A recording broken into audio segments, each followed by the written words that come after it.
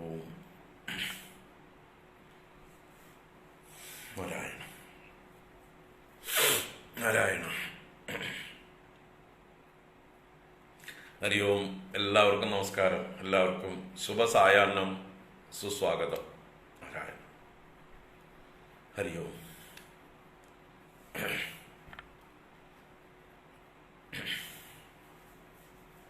രാജസൂയ യാഗത്തിൻ്റെ പ്രാരംഭ ഭാഗമാണ് നമ്മൾ കണ്ടത്.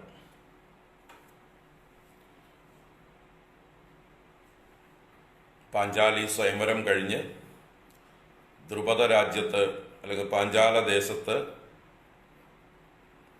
താമസിക്കുന്ന സന്ദർഭത്തിൽ ദ്രുപദന്റെ നേതൃത്വത്തിലുള്ള മധ്യസ്ഥത്തിൻ്റെ ഫലമായി പാണ്ഡവന്മാർക്ക് അർദ്ധരാജ്യം കൊടുക്കുക എന്ന വ്യാജേന ഒരു മരുഭൂമി പോലെയുള്ള ചുടുകാട് പോലെയുള്ള സ്ഥലമായ ഗാണ്ഡവം എന്ന വനം കൊടുത്തതും ആ ഗാണ്ഡവത്തെ അഗ്നിക്ക് ഭക്ഷണമാക്കി കൊടുത്ത് അഗ്നിയുടെ അനുഗ്രഹം സമ്പാദിച്ചു. അഗ്നിദേവന്റെ അനുഗ്രഹം കൊണ്ട് നമ്മുടെ അർജുനന് ഗാണ്ഡീവം എന്ന വില്ല് കിട്ടുന്നത് ഈ അഗ്നിദേവന്റെ അനുഗ്രഹമാണ്. അഗ്നിദേവൻ കൊടുത്ത വില്ലാണ് ഗാണ്ഡീവം എന്ന അതിമഹത്തായിട്ടുള്ള ആ വില്ല്. അതുപോലെ അഗ്നിദേവൻ വരുണനോട് പറഞ്ഞ് അർജുനന് 4 കുതിരകളെ കൊടുക്കുന്നുണ്ട്, അമ്പൊഴിയാത്ത ആവനാഴി കൊടുക്കുന്നുണ്ട്. അങ്ങനെ പല അനുഗ്രഹങ്ങൾ അതോടൊപ്പം ചേർത്ത് ഉണ്ട്. ഒരു മഹത്തായ രഥം അഗ്നി ഭഗവാന്റെ അനുഗ്രഹം കൊണ്ട് അർജുനന് ലഭിക്കുന്നുണ്ട്. അങ്ങനെ എല്ലാം ദിവ്യമായിട്ടുള്ള ആയുധങ്ങൾ അർജുനൻ സമാഹരിക്കാൻ തുടങ്ങിയത് ഈ അഗ്നിദേവന്റെ അനുഗ്രഹത്തോടു കൂടിയാണ്. അപ്പോൾ ഈ ഗാണ്ഡീവം എന്നുള്ളതായിട്ടുള്ള വില്ല് അർജുനനല്ലാതെ വേറൊരാൾക്കും എടുത്ത് കുലയ്ക്കാൻ പറ്റില്ല. അത്രയ്ക്ക് ഭാരമേറിയതും മഹത്വമേറിയതും ദിവ്യതയുള്ളതുമായിട്ടുള്ള ഒരു വില്ലാണ്. അതുപോലെയാണ് അർജുനന്റെ രഥവും, സവിശേഷതകളുള്ള രഥമാണ്. അതുപോലെ അർജുനന്റെ കുതിരകളും വിശേഷ കുതിരകളാണ്. ഒരിക്കലും എണ്ണം കുറയാത്ത കുതിരകളാണത്ര. 4 കുതിരകളാണ് അർജുനന്റെ രഥത്തിലുള്ളത്. നമ്മുടെ എന്താ പറയുക, പാർത്ഥസാരഥിയുടെ അല്ലെങ്കിൽ ഗീതോപദേശം ചിത്രങ്ങൾ പല രീതിയിൽ കാണാം. 5 രഥങ്ങളുള്ളതായിട്ടുള്ള 5 കുതിരകളുള്ളതായിട്ടുള്ള രഥം കാണാം, അല്ലെങ്കിൽ 4 കുതിരകളുള്ള രഥം കാണാം. വാസ്തവം മഹാഭാരതം പറഞ്ഞിരിക്കുന്ന പ്രകാരമാണെങ്കിൽ 4 കുതിരകളേ ഉള്ളൂ. 4 കുതിരകളുള്ള രഥമാണ് അർജുനന് കിട്ടിയിട്ടുള്ളത്, അർജുനന്റെ രഥം. ആ 4 കുതിരകൾക്കും പ്രത്യേക പേരുകളുണ്ട്, അതൊക്കെ ഞാൻ മറന്നു. സവിശേഷമായിട്ടുള്ള പേരുകളുള്ളതാണ്. ആ 4 കുതിരകൾ ഒരിക്കലും നശിക്കാത്ത കുതിരകളാണ്. ആർക്കും അതിനെ കൊല്ലാൻ പറ്റില്ല. കൊന്നാലും അവ ജീവിച്ച് വീണ്ടും ആ സ്ഥാനത്തുണ്ടാവും. അങ്ങനെയുള്ള വിശേഷപ്പെട്ട കുതിരകളാണ്. 5 കുതിരകളായിട്ട് ചില ആളുകൾ വരച്ചു വെച്ചിട്ടുണ്ട്. അത് 5 ഇന്ദ്രിയങ്ങളുടെ പ്രതീകമായിട്ട് വരയ്ക്കുന്നതാണ്. ഉപനിഷത്ത് മന്ത്രമനുസരിച്ച് ആത്മാനം രഥിനം വിദ്ധി ശരീരം രഥമേവതു ബുദ്ധിം തു സാരഥിം വിദ്ധി മനഃപ്രഗ്രഹമേവച ഇന്ദ്രിയാണി ഹയാനാഹു വിഷയാൻ തേഷു ഗോചരാൻ ആത്മേന്ദ്രിയ മനോയുക്തം ഭോക്തേത്യാഹുർ മനീഷിണഃ എന്ന് കഠോപനിഷത്തിൽ ഒരു മന്ത്രമുണ്ട്. ആ ഉപനിഷത്ത് മന്ത്രം അനുസരിച്ച് നമ്മുടെ ശരീരത്തെ രഥമായും ഇതിലുള്ള ജീവചൈതന്യത്തെ ജീവാത്മാവിനെ രഥത്തിന്റെ സ്വാമി ഉടമസ്ഥനായും ബുദ്ധിയെ സാരഥിയായും ഇന്ദ്രിയങ്ങളെ കുതിരകളായും മനസ്സിനെ കടിഞ്ഞാണായും വിഷയങ്ങളെ ഈ 5 കുതിരകൾക്ക് പായാനുള്ള വഴികളായും സങ്കല്പിച്ചിരിക്കുന്നു. അതൊരു പ്രതീകാത്മകമായി നമുക്ക് ചിന്തിക്കാനും നമ്മുടെ ഇന്ദ്രിയങ്ങളാകുന്ന കുതിരകളെ നിയന്ത്രിക്കാനും മനസ്സാകുന്ന കടിഞ്ഞാണിനെ ബലപ്പെടുത്താനും ബുദ്ധിയെ കൂടുതൽ ശക്തമാക്കാനും ജീവാത്മാവാണ് ഇതിൻ്റെ സ്വാമി. ആ ജീവാത്മാവിൻ്റെ പ്രയോജനത്തിന് വേണ്ടിയിട്ടാണ് ഈ ശരീരമാകുന്ന രഥം എന്ന് കാണിച്ചു തരാനും എല്ലാം വേണ്ടിയിട്ടാണ്. അപ്പോൾ അതിനെ ഇവിടേക്ക് അന്വയിച്ച് ഈ മഹാഭാരത യുദ്ധത്തിലെ അർജുനൻ ഇരിക്കുന്ന രഥത്തിലേക്ക് അന്വയിച്ച് ആ രഥം ശരീരമായും അർജുനനെ ജീവാത്മാവായും സങ്കല്പിച്ചുകൊണ്ട് കൃഷ്ണനെ ബുദ്ധിയായി സങ്കല്പിച്ച് കുതിരകള് 5 കുതിരകളെ സങ്കല്പിച്ചുകൊണ്ട് പല ആചാര്യന്മാരും വ്യാഖ്യാനിക്കും. ദോഷമില്ല, അതുകൊണ്ട് നല്ലത് തന്നെ. അപ്പൊ അങ്ങനെ വ്യാഖ്യാനിക്കാൻ വേണ്ടി 5 കുതിരകളെ വരച്ചുണ്ടാക്കിയതാണ്. അതിപ്പോൾ എത്ര കുതിരകൾ വേണമെങ്കിൽ ചിത്രകാരന്മാരോട് പറഞ്ഞാൽ വരച്ചു തരും. നമുക്ക് അതിനൊക്കെ ഓരോ തത്വങ്ങളും പറഞ്ഞ് വ്യാഖ്യാനിക്കുകയും ചെയ്യാം. നമ്മുടെ സനാതന ധർമ്മത്തിന് അങ്ങനെ ഒരു സൗകര്യമുണ്ട്. കുറച്ച് പാണ്ഡിത്യം കിട്ടിക്കഴിഞ്ഞാൽ എന്തും ആർക്കും വ്യാഖ്യാനിക്കാം. അത് നല്ലതിനാണെങ്കിൽ നല്ലത്. അപ്പൊ ഇത് ദോഷമൊന്നുമില്ല. അപ്പൊ 4 കുതിരകളാണ് യഥാർത്ഥത്തിൽ മഹാഭാരത യുദ്ധത്തിൽ അർജുനന്റെ രഥത്തിൽ ഉള്ളത് എന്ന് മനസ്സിലാക്കാം. അത് ഇന്ന് ഒരാളെ സംശയം ചോദിച്ച് മെസ്സേജ് അയച്ചിരുന്നു. അതുകൊണ്ടാണ് ഞാനത് പ്രത്യേകം എടുത്തു പറയാൻ കാരണം. അപ്പോൾ അങ്ങനെ ദിവ്യങ്ങളായ ആയുധങ്ങളും ഒക്കെ ഈ അഗ്നി ഭഗവാന്റെ അനുഗ്രഹം കൊണ്ട് കിട്ടി. അതുപോലെയാണ് മയന്റെ ആ ഒരു സഹായം കൊണ്ട് മയൻ തന്നെ നിർമ്മിച്ചു കൊടുത്തതാണ്. വിശ്വകർമാവ് എന്ന ദേവശില്പിയുടെ മകനാണ് അസുരശില്പിയായിട്ടുള്ള മയൻ. വളരെ എന്താ പറയുക, നല്ല കരകൗശലമുള്ള ആളാണ്. ശില്പവിദ്യയിൽ ഇതാ കുതിരയുടെ പേര് കൊണ്ടുവന്നു കഴിഞ്ഞു. ശൈബ്യൻ, സുഗ്രീവൻ, മേഘപുഷ്പൻ ആൻഡ് ബലാഹകൻ. അപ്പോൾ ഓർമ്മ വെച്ചോളൂ, ഇതാണ് 4 കുതിരകളുടെ പേര്. അർജുന രഥത്തിന്റെ കുതിരകളുടെ പേര് ശൈബ്യൻ, സുഗ്രീവൻ, മേഘപുഷ്പൻ, ബലാഹകൻ. ബലാഹകൻ അല്ലെങ്കിൽ വലാഹകൻ, വബയോർ അഭേദ, വായും വായും രണ്ടും ഉപയോഗിക്കാം. ശൈബ്യൻ, സുഗ്രീവൻ, മേഘപുഷ്പൻ, ബലാഹകൻ. 4 കുതിരകളാണ് അർജുന രഥത്തിൽ ഉള്ളത്.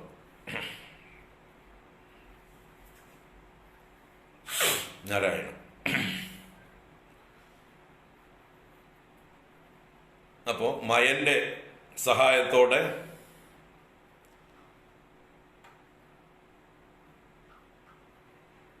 ഇന്ദ്രപ്രസ്ഥം എന്ന രാജധാനി അതിമനോഹരമായി പണിതു. അതിൽ അത്ഭുതകരമായിട്ടുള്ളൊരു സഭയും നിർമ്മിച്ചു.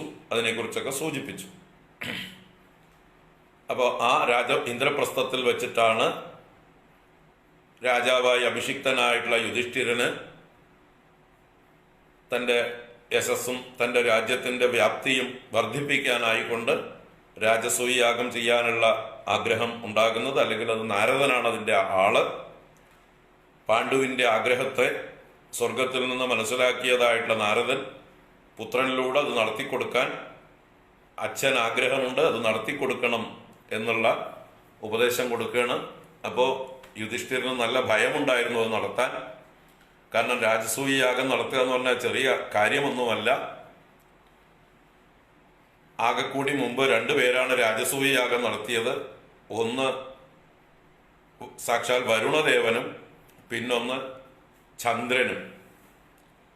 ചന്ദ്രൻ ഒരു രാജസൂയയാഗം നടത്തിയിട്ടുണ്ടത്രേ, വരുണനും നടത്തിയിട്ടുണ്ടത്രേ. അങ്ങനെ വേറെ ആരും നടത്തിയിട്ടില്ലാത്ത സംഭവമാണ് ഈ രാജസൂയം. നമ്മുടെ അയോധ്യാധിപതിയായ ശ്രീരാമചന്ദ്ര പ്രഭു പട്ടാഭിഷിക്തനായതിനു ശേഷം രാജസൂയയാഗം നടത്താമെന്ന് അനുജന്മാരോട് ആലോചിച്ചപ്പോൾ ഭരതൻ പറഞ്ഞു വേണ്ട എന്ന്. ഭരണനിപുണനായിട്ടുള്ള ഭരതൻ ഏട്ടനോട് ഉപദേശിച്ചു, രാജസൂയയാഗത്തിന്റെ ആവശ്യമില്ല, അത് വലിയ ചെലവ് ധൂർത്ത് ഒക്കെ ഉള്ളതായിട്ടുള്ള വലിയൊരു കാര്യമാണ്, അതിൻ്റെ ആവശ്യമില്ല എന്ന് പറഞ്ഞിട്ട് ഭരതൻ അതിൽ നിന്ന് ഏട്ടനെ പിന്തിരിപ്പിച്ചു എന്നാണ് കേട്ടിട്ടുള്ളത്. അപ്പോൾ സാക്ഷാൽ ശ്രീരാമചന്ദ്രന് പോലും സാധിക്കാത്ത രാജസൂയം യുധിഷ്ഠിരന് നടത്താൻ നല്ല ഭയം ഉണ്ടായിരുന്നു. എങ്ങനെ നടത്തും എന്ന് പറഞ്ഞപ്പോൾ 4 സഹോദരന്മാർ ശക്തന്മാരായിട്ട് കൂടെയുണ്ട്. അതുകൊണ്ട് മാത്രം പോരാ, കൈക്കരുത്ത് മാത്രം പോരാ, ബാക്കി ഈശ്വരാനുഗ്രഹം എല്ലാ കാര്യത്തിലും നല്ലോണം വേണം. അതിനായിക്കൊണ്ടാണ് ശ്രീകൃഷ്ണ ഭഗവാനെ ആശ്രയിക്കുന്നത്. ആ ജോലി ശ്രീകൃഷ്ണ ഭഗവാനെ കൊണ്ട് അത് സമ്മതിപ്പിക്കാൻ നാരദനെ തന്നെ ഏൽപ്പിക്കുന്നതാണ് യുധിഷ്ഠിരൻ ചെയ്യുന്നത്. അങ്ങനെയാണ് നാരദൻ തന്നെയാണ് ശ്രീകൃഷ്ണനോട് ദ്വാരകയിൽ വന്ന് യുധിഷ്ഠിരന്റെ ഈ ആഗ്രഹം അവതരിപ്പിക്കുന്നത്. ഭാഗവതത്തിൽ ഈ ഭാഗമൊക്കെ വളരെ മനോഹരമായിട്ട് വിസ്തരിച്ച് പലരും കേട്ടും വായിച്ചിട്ടുണ്ടാവും. കാരണം ഭാഗവതം നമ്മൾ എപ്പോഴും വായിക്കുന്ന ഗ്രന്ഥമാണ്. അപ്പോൾ അതിൽ ജരാസന്ധന്റെ കാരാഗ്രഹത്തിൽ കിടക്കുന്ന ആ രാജാക്കന്മാരുടെ ദൂതനും നാരദനും ഒരേ സമയം ദ്വാരകയിൽ വന്ന് സഹായം അഭ്യർത്ഥിക്കുന്നതും രണ്ടുപേരെയും എങ്ങനെ സഹായിക്കുമെന്ന് കൂടിയാലോചിക്കുന്ന സമയത്ത് ഉദ്ധവൻ എന്ന മന്ത്രി രണ്ടും കൂടി ഒന്നിച്ച് നടത്താമെന്ന് ഉപദേശം കൊടുക്കുകയും അങ്ങനെയാണ് രാജസൂയ യാഗം നടത്തുകയാണെങ്കിൽ അതിൻ്റെ ഭാഗമായിട്ട് ദിഗ്വിജയമായിട്ട് ജരാസന്ധനെ ഭീമനെ കൊണ്ട് കൊല്ലിക്കാം, അങ്ങനെ ഭീമന്റെ മറ്റേ ജരാസന്ധ കാരാഗ്രഹത്തിലുള്ള രാജാക്കന്മാരെ മോചിപ്പിക്കാം എന്നുള്ള ആ ഉദ്ധവന്റേതായിട്ടുള്ള ബുദ്ധി ഭഗവാൻ അറിയാതെയല്ല, സർവജ്ഞനായിട്ടുള്ള ഭഗവാൻ ഉദ്ധവന്റെ കഴിവ് പ്രകടിപ്പിക്കാനുള്ള ഒരു അവസരം കൊടുത്തു. അങ്ങനെ ഉദ്ധവന്റെ നിർദ്ദേശപ്രകാരം അല്ലെങ്കിൽ ഉദ്ധവന്റെ ഉപദേശപ്രകാരം ഭഗവാനാണ് വലിയ കുടുംബസമേതം, വലിയൊരു സൈന്യസമേതം രാജധാനി ഇവിടേക്ക് ഇന്ദ്രപ്രസ്ഥത്തിലേക്ക് ചെല്ലുന്നതും അവിടെ താമസിച്ചുകൊണ്ട് എല്ലാ ആലോചനകളും നടത്തി ഒരുക്കങ്ങളൊക്കെ കൂട്ടി 4 പാണ്ഡവന്മാരെ കൊണ്ട് ദിഗ്വിജയം നടത്തിക്കുന്നതും. അതിൽ ജരാസന്ധ വധം വരെയുള്ള കാര്യങ്ങൾ നമ്മൾ കഴിഞ്ഞ ക്ലാസ്സിൽ കണ്ടു. തുടർന്ന് ആ രാജസൂയ യാഗം ഭംഗിയായിട്ട് നടത്തുകയാണ്. ദിവസങ്ങളോളം നീളുന്ന ചടങ്ങുകളുണ്ട്. അതിൽ ഇന്ന ദിവസം ഇന്ന ചടങ്ങ് എന്നുണ്ട്. അപ്പം അതൊക്കെ ഭംഗിയായിട്ട് നടക്കുന്നുണ്ട്. അതിലേക്ക് വേണ്ട ധനമെല്ലാം ഇഷ്ടംപോലെ വന്ന് കുമിഞ്ഞു കൂടിക്കൊണ്ടേയിരിക്കുന്നുണ്ട്. എല്ലാ ദ്രവ്യങ്ങളും വേണ്ട രീതിയിൽ സമാഹരിക്കപ്പെട്ടുകൊണ്ടേയിരിക്കുന്നുണ്ട്. അപ്പോൾ കൗരവന്മാരും ഇതിൽ ക്ഷണിക്കപ്പെട്ട അതിഥികളായിട്ട് അല്ലെങ്കിൽ ബന്ധുക്കളായിട്ട് വന്നു ചേർന്നിട്ടുണ്ട്. ഭീഷ്മർ, ദ്രോണർ, വ്യാസൻ മുതലായ മുനിമാര്, ദൗമ്യൻ മുതലായ ബ്രാഹ്മണര്, അതുപോലെ മറ്റ് വിശ്വാമിത്രാദി മഹർഷിമാര്, അങ്ങനെ ശ്രേഷ്ഠരായ ഋഷീശ്വരന്മാർ, ക്ഷത്രിയന്മാർ, ബ്രാഹ്മണർ, വൈശ്യർ, ശൂദ്രൻ എന്ന് പറഞ്ഞ പോലെ എല്ലാ വിഭാഗത്തിലും പെട്ടതായിട്ടുള്ള ആളുകളെയൊക്കെ ക്ഷണിച്ചിട്ടുണ്ട്. അങ്ങനെ കൗരവന്മാരും 100 പേരും വന്നു ചേർന്നിട്ടുണ്ട്. അപ്പോൾ ഈ പരിപാടി നടത്തിപ്പിനായിക്കൊണ്ടുള്ള ആ എന്താ പറയുക, ആളുകളെ കമ്മിറ്റി എന്നൊക്കെ പറയില്ലേ നമ്മൾ, അതുപോലെയുള്ളതായിട്ടുള്ള സമിതി കൂടിയതായിട്ടുള്ള സമയത്ത് ഓർഗനൈസിങ് കമ്മിറ്റി, അതിൽ ഓരോരുത്തർ ഇന്ന കമ്മിറ്റി ചെയർമാൻ എന്നൊക്കെ പറഞ്ഞ് ഓരോരുത്തർക്ക് ഉത്തരവാദിത്വം കൊടുക്കൂലോ, അതുപോലെ പാണ്ഡവന്മാർക്കും കൗരവന്മാർക്കും അവരുടെ സഹായികളായിട്ടുള്ള ആളുകൾക്കൊക്കെ ഓരോരോ ചുമതലകൾ അത് ഏൽപ്പിച്ചു കൊടുക്കാൻ ആ കമ്മിറ്റിയിൽ ശ്രീകൃഷ്ണനാണ്, ഭഗവാനെയാണ് യുധിഷ്ഠിരൻ എല്ലാ ഉത്തരവാദിത്വവും ഏൽപ്പിച്ച് ആർക്കാണ് ഏത് രംഗത്താണ് പ്രാഗൽഭ്യം അതാത് രംഗത്ത് അവരവരെ നിയോഗിക്കുക എന്നുള്ളത് ശ്രീകൃഷ്ണനെ കൊണ്ട് തന്നെ യുധിഷ്ഠിരൻ പറഞ്ഞ് ചെയ്യിപ്പിക്കുന്നു. അങ്ങനെ പാണ്ഡവന്മാരിൽ ഓരോരുത്തർക്കും ഓരോ ഉത്തരവാദിത്വം. അപ്പൊ ഭീമസേനൻ വരുന്നവർക്കൊക്കെ ഉള്ള ഭോജനം കൊടുക്കാൻ, അന്നം കൊടുക്കാനുള്ളതായിട്ടുള്ള ഭോജനശാലയുടെ അധിപനായിട്ട് അദ്ദേഹത്തെ നിയോഗിച്ചു.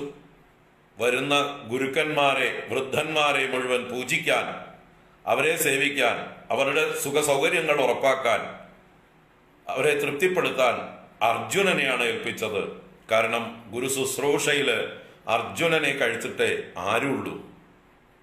ഏറ്റവും ഉത്തമനായിട്ടുള്ള ഒരു വിനയം ഉള്ള, എന്താ പറയുക, വിനീതനായിട്ടുള്ള ഒരു ശിഷ്യനായിട്ട് എല്ലാ ഗുരുക്കന്മാരുടെ മുമ്പിലും എല്ലാ വൃദ്ധന്മാരുടെ മുമ്പിലും നല്ല അടക്ക ഒതുക്കത്തോടെ അനുസരണയോടെ വൃദ്ധന്മാർക്ക് വേണ്ടതൊക്കെ ചെയ്തു കൊടുക്കാനുള്ള ഒരു സന്നദ്ധതയുള്ള ആളാണ് അർജുനൻ.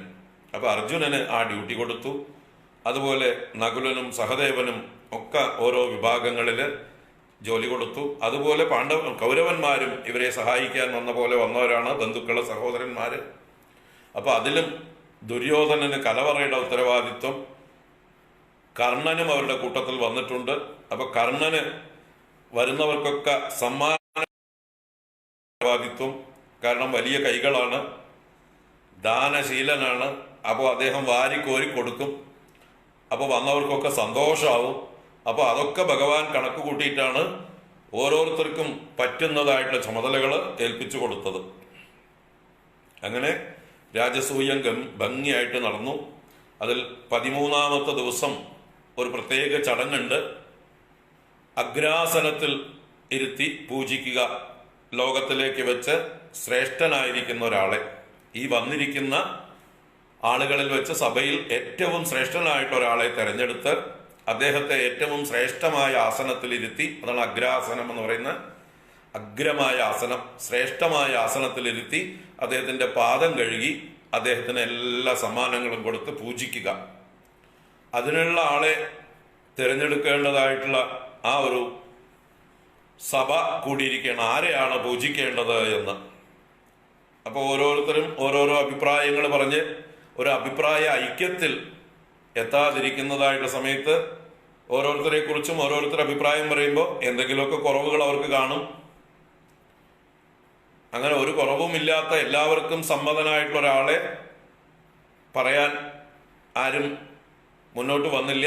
അപ്പോഴാണ് ആ ചർച്ചയിൽ നമ്മുടെ സഹദേവൻ, പാണ്ഡവന്മാരിൽ ഏറ്റവും ഇളയവനായിട്ടുള്ള സഹദേവൻ, അദ്ദേഹം മഹാബുദ്ധിമാനാണ്, ആ സഹദേവനാണ് എഴുന്നേറ്റതെന്ന് പറയുന്നത്. എന്തിനാ നമ്മൾ ഇത്രയൊക്കെ അന്വേഷിക്കുന്നത്?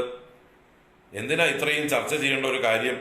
എല്ലാം തികഞ്ഞ ആളായിട്ട് വാസുദേവ കൃഷ്ണനില്ലേ നമ്മുടെ ഇടയിൽ, നമ്മുടെ കൂട്ടത്തില്?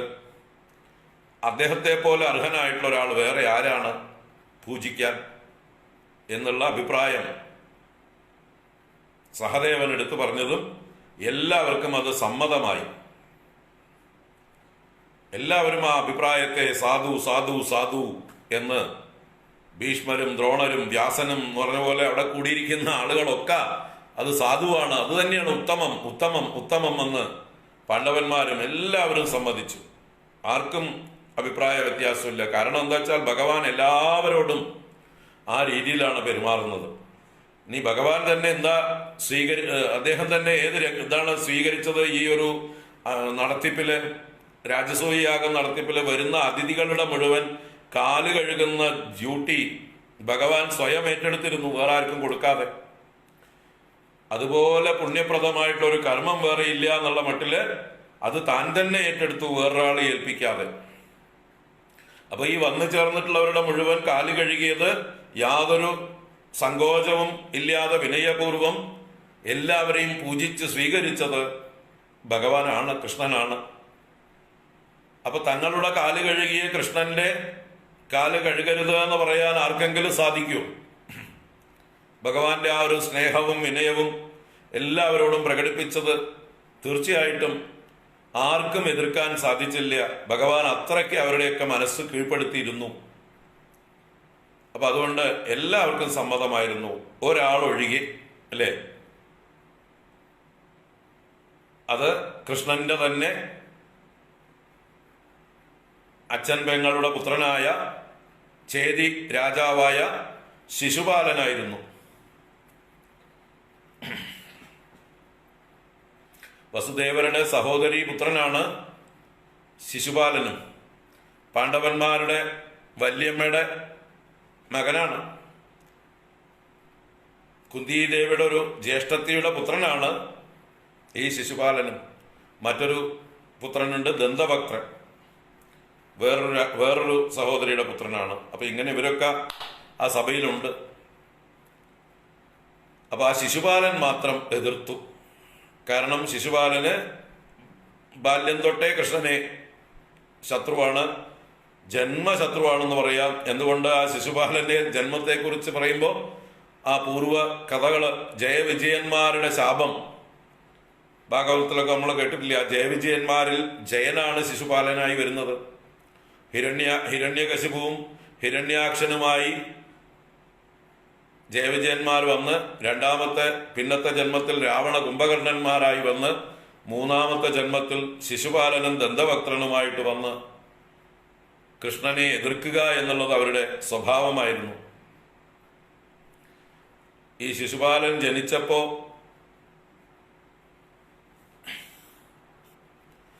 അദ്ദേഹത്തിന് 3 കണ്ണും 4 കൈകളും എന്തൊക്കെ ഉണ്ടായിരുന്നു. ഒരു വികൃത ഭാവത്തിലുള്ള ഒരു ശിശുവായിട്ടാണ് ജനിച്ചു വന്നത്. അപ്പോൾ ഒരു അശരീരി ഉണ്ടായി. ഈ കുട്ടിയുടെ ശത്രുവിനെ ദർശിച്ചാൽ ഈ കുട്ടിയുടെ ഈ വൈകല്യം മാറിപ്പോകും. 3 കണ്ണ് മാറി 2 കണ്ണും 4 കൈകൾ പോയി 2 കൈകളും ആവും എന്നുള്ളൊരു അശരീര്യം ഉണ്ടായി ഈ കുട്ടി ജനിച്ചപ്പോ എന്ന് പറയുന്നുണ്ട്. അപ്പോൾ അത് പ്രകാരം ശിശുപാലന്റെ അമ്മ അന്നത്തെ എന്താ പറയുക, പ്രഗത്ഭരായ ശക്തന്മാരായിട്ടുള്ള ആളുകളെയൊക്കെ അതിഥികളെ പോലെ വിളിച്ചു വരുത്തി ഈ ശിശുപാലനെ മടിയിലിരുത്തി കൊടുത്തു നോക്കും. ഇവരാണോ ശത്രു, ആരാണ് ഇവന്റെ ശത്രു എന്ന് കണ്ടുപിടിക്കാൻ വേണ്ടി, എന്നിട്ട് അവരോട് ക്ഷമാപണം ചെയ്ത് ഇവനെ കൊല്ലരുതേന്ന് അപേക്ഷിക്കാൻ വേണ്ടി. അങ്ങനെ പലരും വന്ന് ഈ കുട്ടിയെ കണ്ടിട്ടുണ്ട്, മടിയിൽ വെച്ചിട്ടുണ്ട്, താലോലിച്ചിട്ടുണ്ട്. പക്ഷെ അപ്പോഴൊന്നും ഉണ്ടായില്ല. അപ്പോഴാണ് ആ അമ്മയുടെ തന്നെ സഹോദരനായ വസുദേവരുടെ പുത്രനായ കൃഷ്ണൻ തൻ്റെ അച്ഛൻ പെങ്ങളുടെ മകനെ ബാല്യത്തിൽ കാണാൻ ചെന്നതായിട്ടുള്ള സമയത്ത് കൃഷ്ണനെ കണ്ട മാത്രയില് ഈ കുട്ടിയുടെ കണ്ണില് 3ാമത്തെ കണ്ണ് പോയി, നോർമലായി. 4 കൈകൾ 2 കൈകളായി എന്നും അങ്ങനെ ഒരു കഥയുണ്ട്. അപ്പോൾ ആ ശിശുപാലന്റെ അമ്മ ശ്രീകൃഷ്ണനെ, തൻ്റെ സ്വന്തം ജ്യേഷ്ഠന്റെ മകനാണ്, അദ്ദേഹത്തോട് അപേക്ഷിക്കുന്നുണ്ട്, ഇവനെ കൊല്ലരുത് കേട്ടോ എന്ന്.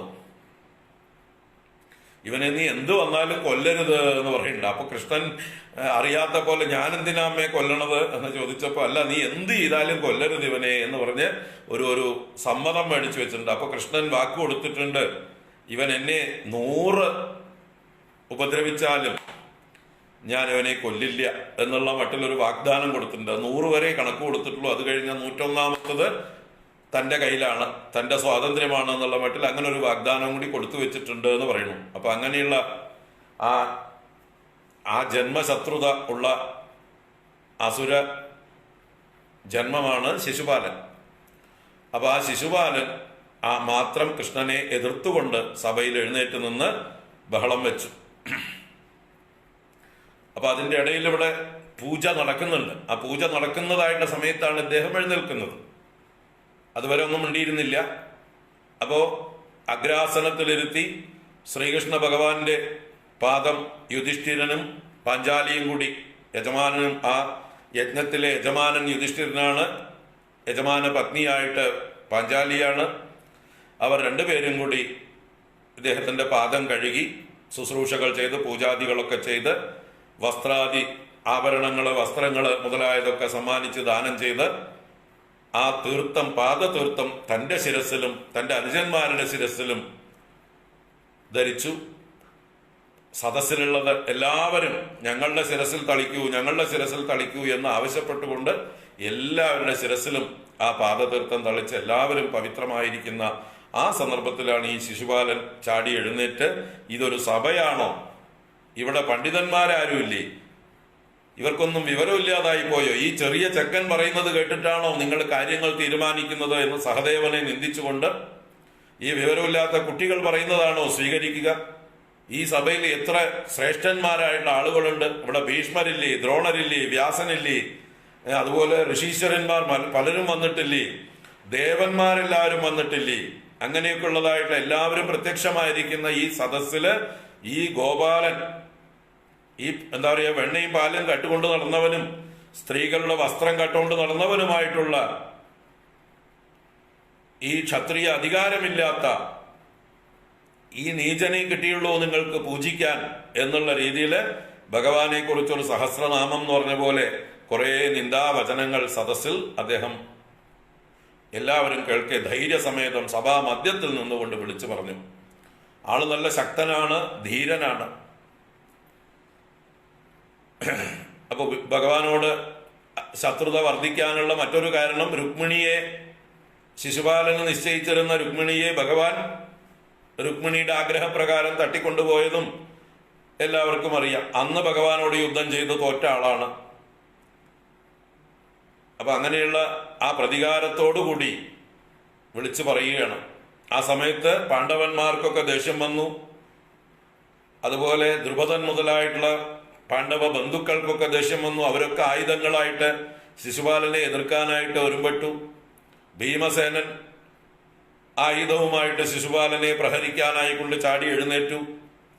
ആ സമയത്ത് ഭഗവാൻ തന്നെ എല്ലാവരെയും ശാന്തരാക്കി.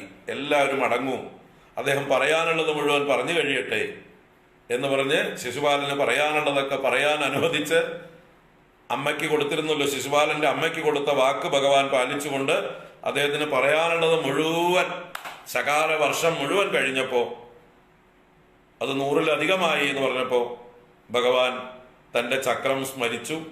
ആ ചക്രം ശിശുപാലന്റെ ശിരസ് ഛേദിച്ചു. ആ സഭയിൽ വെച്ച് ശിശുപാല ശിരച്ഛേദം ഭഗവാൻ നടത്തി. ആ സമയത്ത് ശിശുപാലന്റെ ശരീരത്തിൽ നിന്ന് ഒരു ദിവ്യമായിട്ടുള്ളൊരു തേജസ് ഒരു ജ്യോതി രൂപത്തില് ഭഗവാന്റെ പാദത്തിൽ വന്ന് ലയിച്ചു. ഇതൊരു അത്ഭുതമായിരുന്നു എല്ലാവർക്കും. എല്ലാവരും ഹാ ഹാ ഹാ ഇതെന്തായത് എന്ന് അത്ഭുതവും, അതുപോലെ ശിശുപാല വധത്തില് ഇങ്ങനൊരു മംഗളകർമ്മത്തിൽ ഇങ്ങനൊരു വധം വേണ്ടി വന്നതിനെ കുറിച്ചും പല രീതിയിൽ ആളുകൾ പ്രതികരിച്ചു. എല്ലാവരും അത്ഭുതപ്പെട്ടു. കാരണം ഇത്രയും ഭഗവാനെ ദ്വേഷിച്ച ഈ ശിശുപാലന്റെ ശരീരത്തിൽ നിന്ന് ഒരു തേജസ് ഭഗവാന്റെ പാദത്തിൽ ചെന്ന് ലയിക്കുക എന്നുള്ളതൊരു അത്ഭുതമായിട്ട്. അപ്പൊ ഈ ശിശുപാലന് ഭഗവാൻ മോക്ഷം കൊടുത്തു. 3 ജന്മം കഴിഞ്ഞ്, 3 ജന്മമാണ് ശാപം ജയവിജയന്മാർക്ക്. അത് കഴിഞ്ഞാൽ തിരിച്ച് വൈകുണ്ഠത്തിലേക്ക് പോകാം. അപ്പൊ ആ ഒരു വൈകുണ്ഠപ്രാപ്തി, ആ ഒരു ഗതിയാണ് ഭഗവാൻ ശിശുപാലന് കൊടുത്തത്. അങ്ങനെ ശിശുപാല വധം എന്നുള്ളതായിട്ടുള്ള ഒരു പ്രവൃത്തിയും അവിടെ നടന്നു. അങ്ങനെ രാജസൂയം എല്ലാ രീതിയിലും ഭംഗിയായിട്ട് നടന്നു. ഒരു കുറവുമില്ലാതെ ദിവസങ്ങളോളം നീണ്ട ചടങ്ങുകളെല്ലാം നന്നായി നടന്നു. വന്നവര് സന്തോഷമായിട്ട് മടങ്ങിപ്പോയി. കാരണം എല്ലാവർക്കും വേണ്ട ബഹുമാനങ്ങള് ആദരവെല്ലാം കിട്ടി. നല്ല രീതിയിൽ താമസിക്കാനും നല്ല ഭക്ഷണങ്ങളും ദക്ഷിണകളും, അത് കഴിഞ്ഞ് പോകുമ്പോൾ കൈ നിറയെ സമ്മാനങ്ങളും. ആ സമ്മാനങ്ങൾ കൊടുക്കുന്ന ആള് കർണനാണ്. അപ്പൊ പിന്നെ ഒരു കുറവുമില്ലാതെ അദ്ദേഹം വാരി വാരി വാരി കൊടുത്തു. ആർക്കും എടുത്തിട്ട് പോകാൻ പറ്റാത്ത രീതിയിൽ ഓരോരുത്തരും ചുമന്നു കൊണ്ടുപോയി എന്ന് പറയാം. ബ്രാഹ്മണരും അതുപോലെ വന്ന അതിഥികളും ഒക്കെ ചുമന്നോണ്ട് പോകാൻ പറ്റാത്ത രീതിയിൽ മതി മതി മതി എന്ന് പറഞ്ഞുകൊണ്ട് പോയി. നമ്മളാരെങ്കിലും എവിടെയെങ്കിലും പോയാൽ മതി എന്ന് പറഞ്ഞിട്ട് വരുമോ? ഏതെങ്കിലും വണ്ടി പിടിച്ചിട്ടാണെങ്കിലും ലോറി പിടിച്ചിട്ടാണെങ്കിലും കിട്ടിയതൊക്കെ വാങ്ങിച്ചിട്ട് പോരും നമ്മളൊക്കെ. ഇവർക്കൊക്കെ അങ്ങനെ മതിയാവോളം ആ കർണന്റെ കൈകൊണ്ട് കൊടുത്തു. അതിന് കാരണം എന്താ വെച്ചാല്, കർണന് കൊടുക്കാൻ എവിടുന്ന സപ്ലൈ ആരാണ്? നമ്മുടെ ദുര്യോധനൻ തന്നെയാണ്, കലവറയിൽ നിന്ന്. അതിനെന്താ കാരണം വെച്ചാൽ, ദുര്യോധനന്റെ ഉള്ളില് ഈ യാഗത്തെ എങ്ങനെയെങ്കിലും ഒന്ന് മോശമാക്കണം, വന്നവര് കുറ്റം പറഞ്ഞിട്ട് ശപിച്ചിട്ടൊക്കെ പോണം. വരുന്ന ബ്രാഹ്മണര് പിന്നീട് വരുന്നവർക്ക് ഒന്നും കിട്ടാതെ അവര് വിളിച്ചു വരുത്തിയ ആതിഥേയന്മാരായ യജമാനന്മാരെ ചീത്ത വിളിക്കുകയും ശപിക്കുകയും ഒക്കെ ചെയ്യണം. അതിനു വേണ്ടിയിട്ട് തന്നാലാവുന്നത് പരമാവധി ചെയ്തു. എന്താണ്, അന്നാള് ഇതിലേക്ക് വരുന്ന കലവറയിൽ വരുന്നതായിട്ടുള്ള എല്ലാ ദ്രവ്യങ്ങളും സമ്മാനങ്ങളും എന്തൊക്കെ വരുന്നോ അതിനെയൊക്കെ വാരി വാരി കർണന്റെ കസ്റ്റഡിയിലേക്ക് കൊടുക്കും. അന്നാള് വരുന്നതിനെ മുഴുവൻ കർണൻ ആരൊക്കെ വരണോ അവർക്കൊക്കെ വാരി വാരി കൊടുക്കുകയും ചെയ്യും. വൈകുന്നേരം ആകുമ്പോഴേക്കും കാലിയായിട്ടുണ്ടാവും. അടുത്ത ദിവസത്തേക്കുള്ള ദാനത്തിന് സമ്മാനത്തിന് ഒന്നും ഉണ്ടാവില്ല. ആ രീതിയിൽ ദുര്യോധനൻ കലവറ പൊടി തട്ടിയിട്ടുണ്ടാവും, കർണൻ തന്റെ കൗണ്ടറും കാലിയാക്കിയിട്ടുണ്ടാവും. അപ്പൊ ദുര്യോധനനെ ആശ്വസിക്കും, നാളെ നോക്കാം, നാളെ വരുന്ന അതിഥികൾക്ക് ഇവരെന്തു കൊടുക്കും നോക്കാം, അവരുടെ ശാപവചസ്സുകൾ കേൾക്കാം. എന്ന് പ്രതീക്ഷിച്ചിരിക്കുമ്പോൾ സന്ധ്യ കഴിഞ്ഞാൽ ഭഗവാൻ ആ കാലിയായ കലവറ വഴിക്കൊക്കെ ഒന്ന് പോയി നോക്കിയിട്ട് പോകൂത്രേ. ഭഗവാൻ നോക്കിയിട്ട് പോയാൽ പിന്നാലെ വരും രാജാക്കന്മാർ സമ്മാന വണ്ടികളുമായിട്ട്. കാരണം 20,800 രാജാക്കന്മാരെ ഈ ജരാസന്ധന്റെ കാരാഗ്രഹത്തിൽ നിന്ന് തുറന്നു വിട്ടവരുണ്ട്. അവർ പരിവരിയായി വരുന്നേ ഉള്ളൂ. ഓരോ ദിവസം ഓരോ കൂട്ടമായിട്ട് സമ്മാനങ്ങളുമായിട്ട് വരിക. അപ്പൊ ഓരോരുത്തരും കൊണ്ടുവന്ന് നിറച്ചോണ്ടേയിരിക്കേണ്ട ഒരു ഭാഗത്ത്. ആ വരുന്നത് പിറ്റേ ദിവസം കാലിയാക്കുന്നുണ്ട്. അത് പിറ്റേ ദിവസത്തേക്കുള്ള സൗകര്യമായി, അടുത്ത് വരുന്ന സമ്മാനം നിറയ്ക്കാനുള്ള സൗകര്യമായി. അങ്ങനെ ഒന്നും കുന്നുകൂടാതെ എന്നാൽ ആവശ്യത്തിലധികം എല്ലാവർക്കും കൊടുത്തുകൊണ്ട് എല്ലാവരെയും സന്തോഷിപ്പിക്കാൻ ഇടയായി അത്. അപ്പൊ ദുര്യോധനൻ വെളുക്കാൻ തേച്ചത് വാസ്തവത്തില് പാണ്ടായി എന്ന് പറയാം. നശിപ്പിക്കാൻ വേണ്ടിയിട്ടാണ് ദുര്യോധനൻ ഈ ഒരു പ്രവൃത്തി ചെയ്തത്. പക്ഷെ അത് വിപരീത ഫലമാണ് ചെയ്തത്. എല്ലാവരും സമ്മാനം മതിയാവോളം കിട്ടിയിട്ട് യുധിഷ്ഠിരനെ പുകഴ്ത്തുക, വാനോളം പുകഴ്ത്തുക. അതോടൊപ്പം ദുര്യോധനോട് പ്രത്യേകമായിട്ട് ചെന്ന് പറയും, ഏട്ടന് തിരക്കായിരിക്കും, ചെന്ന് പറയണം കേട്ടോ, ഞങ്ങൾ അന്വേഷിച്ചിരുന്നു എന്ന്, ഞങ്ങളുടെ അഭിപ്രായം പറയണം കേട്ടോ, ഗംഭീരായി എന്ന് പറയണം കേട്ടോ, ഞങ്ങൾക്കൊക്കെ തൃപ്തിയായി എന്ന് പറയണം കേട്ടോ, എല്ലാം മതിയാവോളം കിട്ടി എന്ന് പറയണം കേട്ടോ, എന്തായാലും നിങ്ങൾ ഏട്ടനനുജന്മാരൊക്കെ കൂടി നന്നായി നടത്തി രാജസൂയം എന്ന് പറഞ്ഞ് എല്ലാവരും ചെന്ന് പ്രശംസിക്കുന്നത് ദുര്യോധനന്റെ അടുത്ത്. ഇത് ഓരോന്ന് കേൾക്കും തോറും ദുര്യോധനന്റെ ഉള്ളില് എന്താ പറയാ, എരുതിയിൽ എണ്ണ ഒഴിക്കും പോലെ, അല്ലെങ്കിൽ മുറിവിൽ മുളക് പുരട്ടും പോലെ എന്നൊക്കെ പറയും പോലെ അദ്ദേഹത്തിന്റെ ഉള്ളിൽ വീണ്ടും വീണ്ടും അസൂയയും മത്സരവും കുനിഷ്ടും കുശുമ്പും എന്ന് പറഞ്ഞ പോലെ പാണ്ഡവന്മാരോടുള്ള ശത്രുത വർദ്ധിച്ച് വരികയാണ് അസൂയ കൊണ്ട്. ഈ യുധിഷ്ഠിരന് കിട്ടുന്ന പ്രശംസ മുഴുവൻ അദ്ദേഹത്തെ കൂടുതൽ വിറളി പിടിപ്പിക്കുകയാണ്, അസ്വസ്ഥനാക്കിക്കൊണ്ടിരിക്കുകയാണ്. അങ്ങനെ ഓരോ ദിവസവും വരുന്ന അതിഥികൾ മുഴുവൻ യുധിഷ്ഠിരനെ പ്രശംസിച്ചു. അത് കേട്ട് ദുര്യോധനന് ഭ്രാന്ത് പിടിക്കും പോലെ ആവുണ്ട്. അസൂയ കൊണ്ട് ഭ്രാന്ത് പിടിക്കുക, അതുണ്ട്. അത് വലിയൊരു സൂക്കടാണ്. അസൂയ എന്നുള്ളത് വലിയൊരു സൂക്കടാണ്, ഒരു മനോരോഗമാണത്, ഭ്രാന്ത് പിടിക്കുന്ന സൂക്കടാണത്. അപ്പൊ അത് ശരിക്കും ദുര്യോധനൻ അനുഭവിക്കുകയാണ്. അങ്ങനെ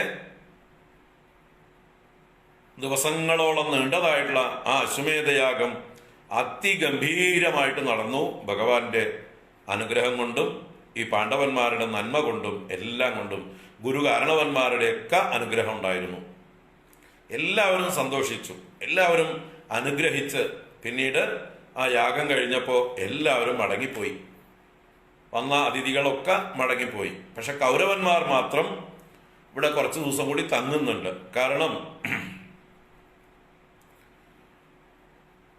സഹോദരന്മാരാണ്.